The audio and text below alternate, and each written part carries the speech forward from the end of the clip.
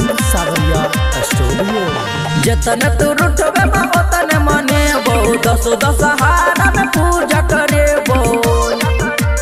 लाले लाले लाले लाले चुनरी चढ़ेबो, मैया हम तोरे मनेबो।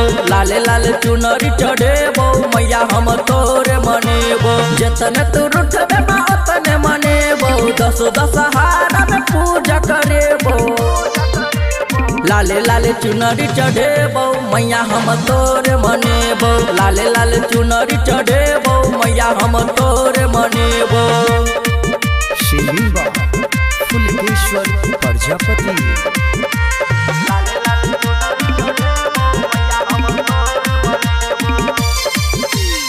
भक्त सब एलोग मैया तोरे दुआर के,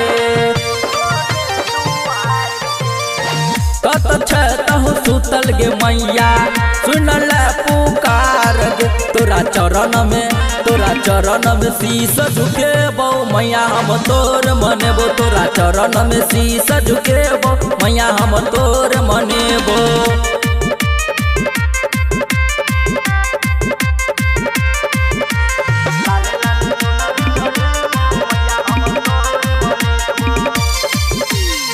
गाय फूला के स्वर पर मैया दही ना ध्यान गे।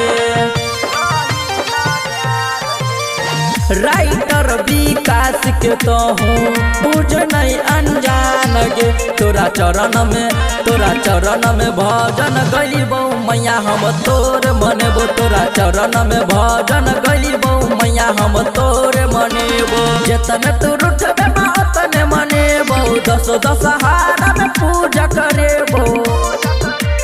लाले लाले चुनरी चढ़ेबो, मैया हम तोरे मनेबो। लाले लाले चुनरी चढ़ेबो, मैया हम तोरे मनेबो।